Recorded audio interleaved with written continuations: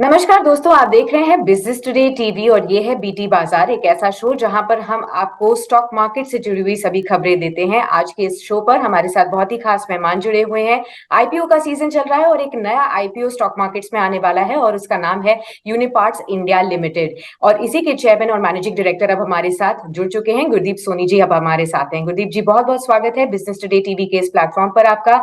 आने वाले आईपीओ में जो 30 नवंबर को लॉन्च हो रहा है, हमने देख लिया है कि आपने प्राइस बैंड भी शेयर किया है 548 से 577 रुपीज पर शेयर का। ऑल्दो ये पूरी तरीके से ऑफर फॉर सेल है, यानी कि कुछ एग्जिस्टिंग प्रमोटर्स और इन्वेस्टर्स अपना स्टेक यहाँ बेचेंगे। कंपनी के पास इसकी पूंजी नहीं आएगी, लेकिन ओवरऑल साइज की बात अगर करें तो कितना आईपीओ साइज है और इसको लॉन्च करने का आपके पीछे एम क्या है? तो इसका मेन एम तो है कि जो हमारे पास प्राइवेट इक्विटी इन्वेस्टर्स हैं जो हमारी कंपनी में हैं वो पूरा का पूरा निकल रहे हैं। और प्राइवेट इक्विटी इन्वेस्टर्स जो हैं वो मिला के करीब 23% निकाल रहे हैं। और बैलेंस थोड़ा सा प्रमोटर्स कर रहे हैं to make a sizeable IPO जैसे हमें कहा गया है। लेकिन जो कंपनी है उसके फाइनेंशियल्स बहुत ही स्ट्रांग हैं और कंपनी को पर से कोई फंड्स अपने लिए नहीं चाहिए। इनफैक्ट अगर हम कंपनी के कुछ रिजल्ट्स देखें तो जो अबिटा मार्जिन है वो 22% है, जो पैट है वो 14% है, और जो फ्री कैश फ्लो जो कंपनी के पास है इज 7%। और ये है अपनी स्पेंड के लिए जो वर्किंग कैपिटल और के लिए भी जो पैसा चाहिए उसको निकालने के बाद में कंपनी के पास 7% फ्री कैश है, जिसमें से कंपनी का इनफैक्ट स्टेटेड गोल है कि 25% डिविडेंड देने का भी है। तो वो ओके। इसे दिया जाएगा। अच्छा, तो आप 25% अभी डिविडेंड देने का सोच रहे हैं, उसको इसी फाइनेंशियल ईयर से देंगे या फिर नेक्स्ट फाइनेंशियल ईयर से आप प्लान करेंगे? हमने पिछले फाइनेंशियल ईयर से शुरू कर दिया है। ओके। और ओके। और हमारा स्टेटेड गोल है कंपनी का दैट हम कंटिन्यू करेंगे इसको आगे के लिए भी। ठीक है। साथ ही आपने कहा फ्री कैश फ्लो है कंपनी के पास काफी, और इसका इस्तेमाल आगे जाते हुए कैसे होगा? हमारे दर्शकों को ये बताइए कि कंपनी ऑलरेडी जो एग्रीकल्चर और कंस्ट्रक्शन के इक्विपमेंट्स बनाती है, ज्यादातर एक्सपोर्ट्स करती है। आगे जाते हुए शेयर होल्डर्स क्या एक्सपेक्ट कर सकते हैं, प्रोस्पेक्टिव इन्वेस्टर्स क्या एक्सपेक्ट कर सकते हैं कंपनी के ग्रोथ पर?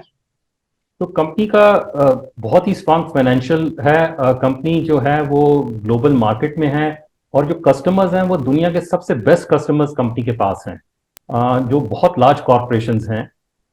जो कंपनी का कैश फ्लो जैसे मैंने कहा जो 7% होगा उसमें से आधा डिविडेंड के लिए हमने प्लान किया हुआ है।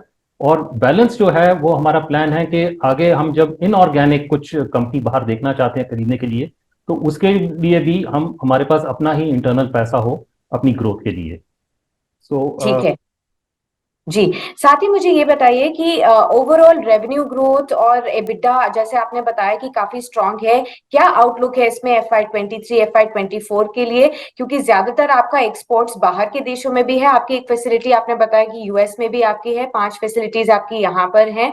क्योंकि अगले फाइनेंशियल ईयर में ये बात हो रही है, अगले कैलेंडर ईयर में भी, कि कुछ रिसेशन के कंसर्न्स इमर्ज होंगे। क्या उसका कुछ इम्पैक्ट पड़ेगा या फिर आपका जो बिजनेस है वो इस कोर एरिया में है जहां पर उसका ज्यादा इम्पैक्ट ना पड़े?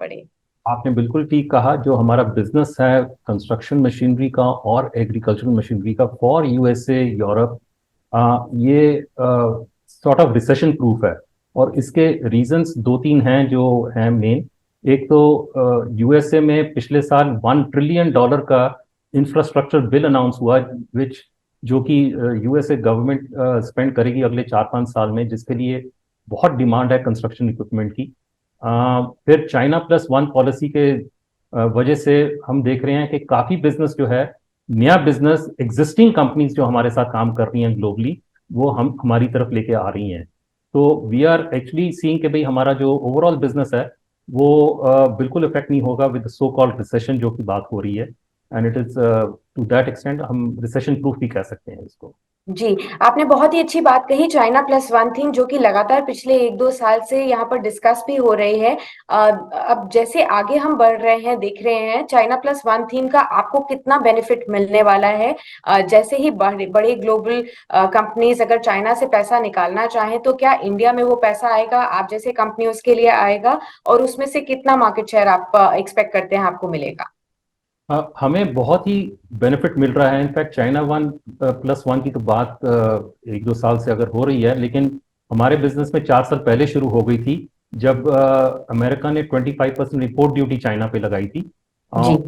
समय पे जो कंपनीज जो चाइना से ले रही थी उन्होंने कहा कि वायबल नहीं है चाइना से लेना, and India was a good alternative जैसे उन्होंने कहा। बट 2 साल के कोविड में उन्होंने इतना कुछ नहीं किया क्योंकि वो सप्लाई चेन्स ही इतनी खराब हो गई थी, तो वो ज़्यादा टाइम लगा रहे थे कि भाई मटेरियल कैसे आए उनके पास।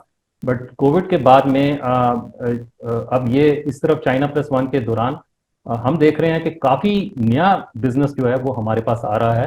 एंड इनफैक्ट एक चीज़ मैं और कहना चाहता हूँ, नॉर्मली जब कोई नया काम आता है तो उसको 6 से 8 महीने लग जाते हैं जब से वो हमें एक रिक्वेस्ट करते हैं और फिर हम जब हमको मटेरियल बेचते हैं।